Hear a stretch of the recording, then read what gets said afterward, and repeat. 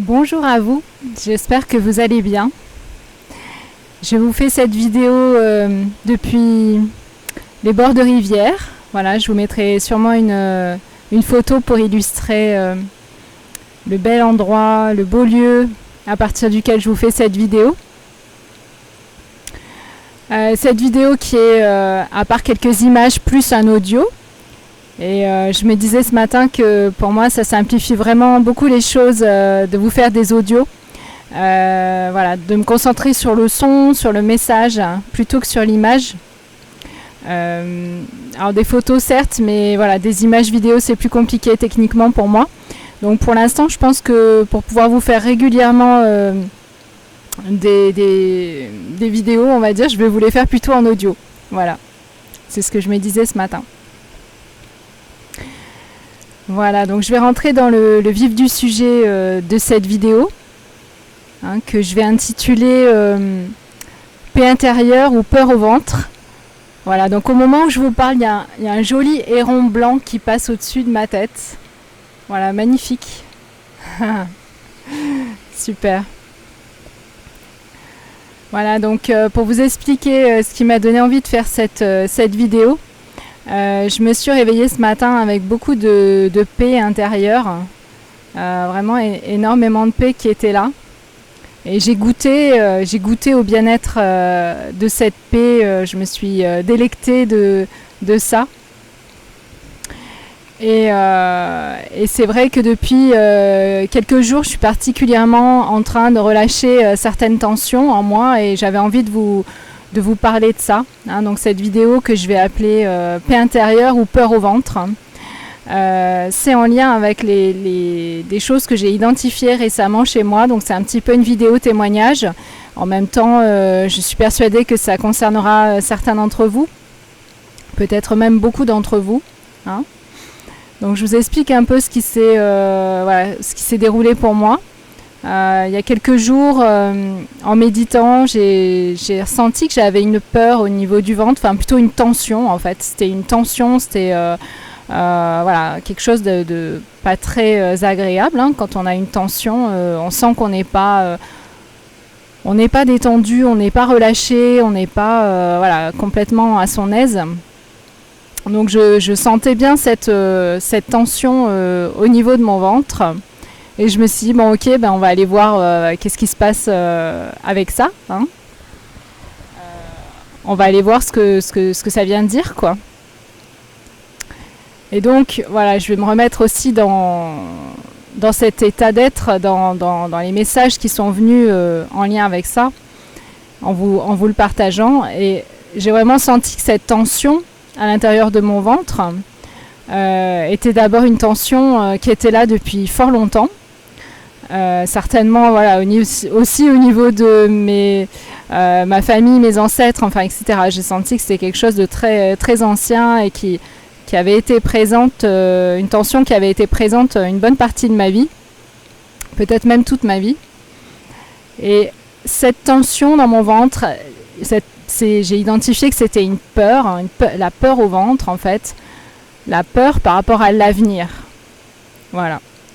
Et je pense que c'est une peur que nous sommes nombreux, très nombreux, peut-être même tout le monde, enfin en tous les cas très nombreux à ressentir cette peur de l'avenir.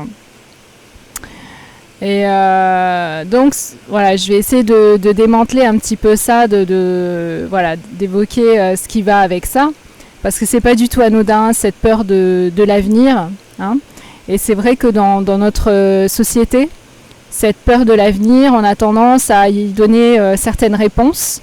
Donc on veut se sécuriser notamment par des choses qui nous rassurent à différents niveaux, une stabilité, une sécurité matérielle, être entouré, avoir voilà, des sous de côté, enfin, etc. Il y a un ensemble de choses, une maison qu'on a achetée, etc. Un emploi stable, enfin, j'ai peut-être déjà dit certains points. Vous comprenez ce que je veux dire quand j'énonce tous ces exemples.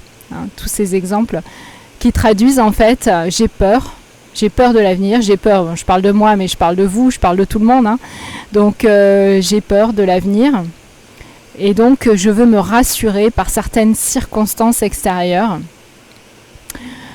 pour ne plus ressentir cette peur, en fait. Voilà.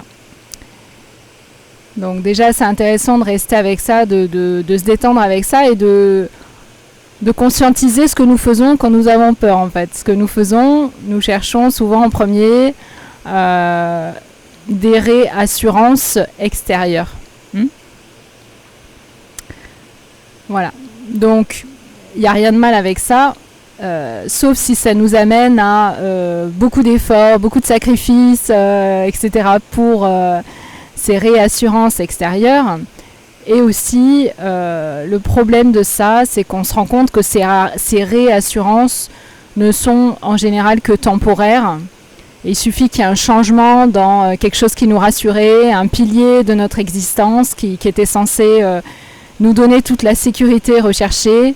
Il y a un changement à ce niveau-là, et puis ça peut être l'effondrement, ça peut être la catastrophe pour nous, etc. Donc on voit bien que c'est une sécurité qui n'est pas vraiment stable, même si elle peut donner l'impression de l'être pendant un temps donné. Donc c'est une réponse qui n'est pas véritablement satisfaisante, voire même partiellement illusoire. Hein.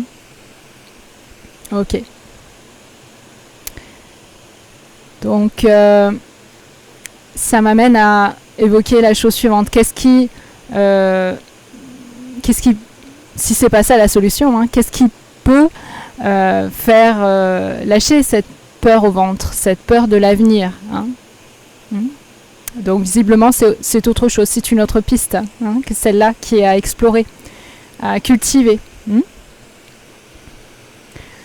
Donc bien sûr on va aller chercher à l'intérieur, hein, plutôt que d'aller chercher à l'extérieur. Encore une fois, rien de mal avec aller chercher à l'extérieur, mais il y a un certain nombre de faux semblants à l'extérieur. Donc ce qui est intéressant aussi à constater par rapport à cette peur de l'avenir, hein, c'est que vous observerez que si vous cherchez à répondre à cette peur par des réassurances extérieures, la réassurance ne sera jamais totale, ne sera jamais définitive. L'angoisse va toujours rester là. Hein. Je vous prends l'exemple de l'argent, c'est un bon exemple. Une personne qui n'a pas d'argent, ou a peu d'argent, elle peut avoir l'angoisse de ne pas avoir assez. Mais on voit que des personnes qui ont beaucoup d'argent ont l'angoisse de perdre leur argent. Hein. Donc c'est un bon exemple pour montrer que bien sûr, ce que je dis ne concerne pas forcément tout le monde, mais néanmoins, ça concerne un certain nombre de gens. Hein. Ce qui fait qu'on voit bien que l'angoisse, elle peut être là, quelle que soit la situation extérieure. Ok ? Donc, je prenais l'exemple de l'argent, mais évidemment, je pourrais le prendre, cet exemple, pour beaucoup de choses. Hein, la perte d'un être, etc. Il y a plein de choses qu'on redoute de perdre, une maison, ou qu'on essaye avec force d'obtenir et de maintenir, etc. Hein. Voilà. Donc, ce qu'il faut savoir aussi, c'est que quand on a cette vision de l'avenir, une vision qui dit tu devrais avoir peur, hein, c'est tout voilà, c'est toute une ligne de réalité, c'est tout un monde qu'on ouvre. C'est un choix vibratoire très puissant. Donc ça dit, j'ai peur de l'avenir, j'ai peur de l'univers, j'ai le sentiment d'être séparé, j'ai le sentiment qu'il peut m'arriver des malheurs, des choses terribles, des tuiles qui me tombent sur la tête, des imprévus, voilà. Donc c'est une vision qui inclut une certaine hostilité de la vie, en tous les cas une vision qui dit on ne peut pas avoir confiance dans la vie, dans l'univers, dans le divin, dans l'avenir. Les choses sont séparées, il n'y a pas de sens dans ce qui se passe, il n'y a pas d'intelligence, il n'y a pas de... voilà. Donc, bien évidemment, nous avons tous vécu des moments difficiles dans nos vies. C'est évident, et c'est évident que nous souhaiterions ne pas les revivre ou ne pas en vivre de nouveau, bien sûr. Hein. Néanmoins, avoir cette vision-là de l'avenir de mon point de vue, c'est très problématique et c'est erroné également. Hein. Donc, se mettre dans cet état d'esprit de peur de chaque jour, je devrais avoir peur, je devrais avoir cette tension chronique, par exemple dans le ventre, cette peur au ventre. Il peut m'arriver un accident, il peut m'arriver la perte d'un être cher, il peut m'arriver une maladie, il peut m'arriver une faillite, il peut m'arriver de perdre mon emploi, il peut m'arriver... On en a plein, des comme ça. Où on a peur. Hein, et voilà, on a déjà évoqué l'ego dans d'autres vidéos. La peur fait partie de notre ego, de ce qui ne nous rend pas service dans notre être. Donc, voilà. Donc, dans cette peur, nous sommes dans une contraction et nous sommes dans un sentiment de coupure, de séparation par rapport à la vie, par rapport à l'univers, par rapport au divin, par rapport aux autres, par rapport à nous-mêmes aussi. Donc, par rapport aux ressources infini par rapport à la confiance. Donc ça génère énormément de choses, cette peur, que nous n'identifions pas forcément comme problématique. D'accord ? Donc c'est intéressant de voir ça ensemble. Donc par rapport à ça, évidemment, c'est quelque chose qui peut être transformé. Hein. Donc ces derniers jours, personnellement, je me suis entraînée à relâcher cette tension dans mon ventre, à relâcher encore et encore cette peur de l'avenir. Moi, personnellement, c'est quelque chose qui m'a beaucoup pétri parce que j'ai beaucoup été conditionnée de cette façon-là dans mon entourage. Donc c'est un gros morceau qui lâche, qui est en travail depuis quelque temps et je suis vraiment contente de ça. Il a fallu que j'arrive au bout de l'autre expérience avant de dire ok à ce grand saut-là. Voilà, j'en reparlerai peut-être ultérieurement.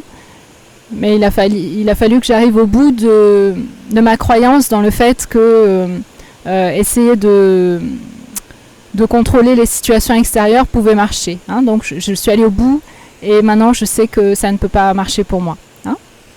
Je ne rentre pas dans plus de détails. Donc voilà, donc s'abandonner à cette détente de cet espace dans le corps, cette détente de cette tension, de cette peur de l'avenir, c'est revenir fatalement, forcément et heureusement à l'instant présent. Hein. À l'instant présent, on en parle souvent et est-ce que nous vivons pleinement cet instant présent ? C'est pas toujours facile de savoir comment vivre l'instant présent. Hein. Je comprends que des questions puissent se poser par rapport à ça. Eh bien déjà, vivre l'instant présent, c'est être conscient de ce qu'on a là maintenant, dans notre vie. Voilà, dans les circonstances qui constituent notre quotidien. Alors bien sûr, on peut être en train de traverser un passage difficile, c'est sûr, c'est peut-être ce que vous vivez. Et dans ce cas, je vous envoie toute ma compassion et ma bienveillance. Néanmoins, même dans une période difficile, il y a toujours des ressources qui sont là. Des ressources intérieures, des ressources extérieures. Il y a toujours dans notre vie des belles choses, des perches tendues, des opportunités, des choses qui sont utiles, des ressources. Enfin voilà, on peut le dire de plein de façons.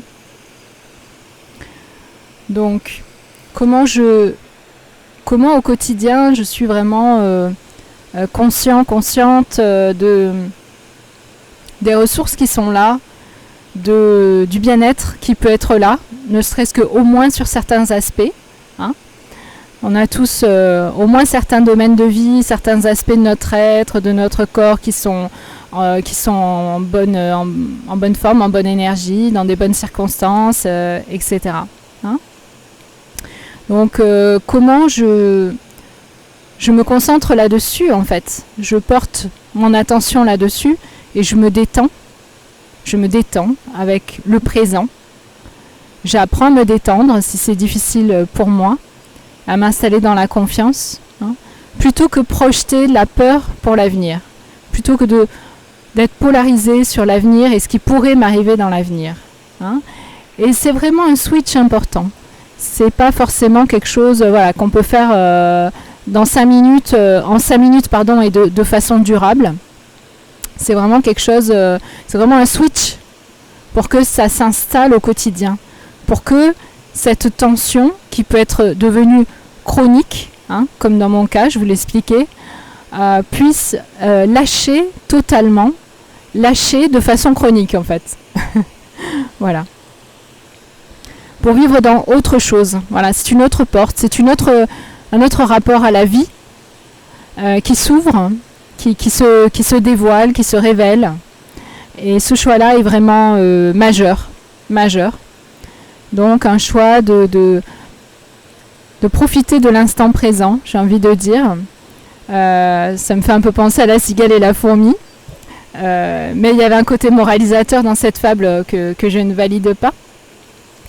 Donc au contraire, voilà, j'ai envie de dire c'est le contraire. C'est parce que l'instant présent est pleinement vécu et pleinement apprécié qu'il va engendrer de futurs moments présents remplis de potentiel, de beauté, d'épanouissement, de paix, de bien-être, etc. En fait, c'est l'inverse de ce qu'on croit. Voilà. Plus je m'inquiète pour l'avenir et j'ai peur et je fais des choses par peur, plus je crée de la tension, de la souffrance dans mon corps et des choses qui sont difficiles dans la matière à réaliser,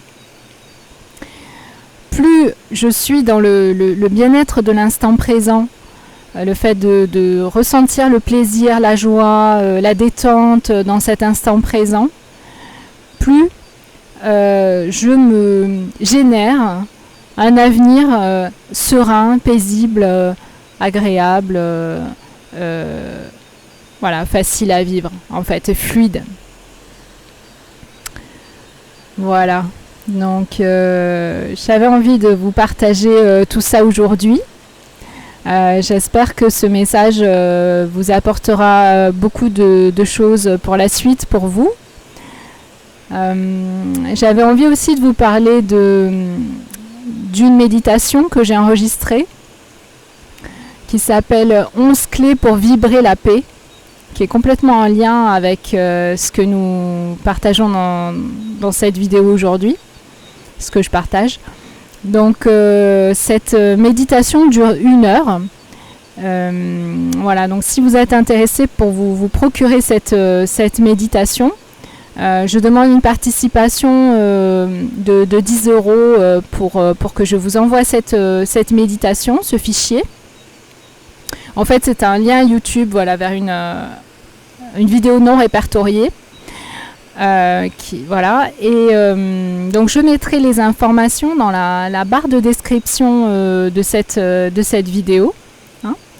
Et également, je vous indiquerai d'autres méditations. Si vous avez envie de creuser certains aspects, certaines thématiques, j'ai enregistré un certain nombre de méditations guidées que je vous rends disponibles.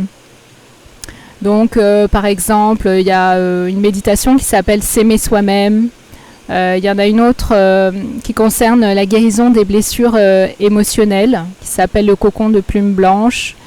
Il y a la rencontre avec son sage intérieur. Il y a une méditation sur le pardon, enfin, etc. Donc, je vous mettrai toute la liste sous la vidéo. Voilà, et donc... par mail, vous pourrez me dire les méditations qui vous intéressent et puis je vous dirai voilà, comment effectuer le règlement et puis je vous enverrai les méditations choisies. Et il y aura une réduction s'il y en a plusieurs qui sont souhaitées, qui sont choisies. Voilà. Bah, écoutez, je vais vous souhaiter une magnifique journée. Je vous invite à mettre en pratique, en application ce que je vous ai partagé dans cette vidéo. C'est encore plus riche quand ça n'est pas seulement quelque chose de théorique, quelque chose de compris, mais quelque chose du coup de vécu, d'installer dans votre quotidien, dans la matière, dans votre corps aussi. Voilà. Donc encore magnifique journée et à bientôt.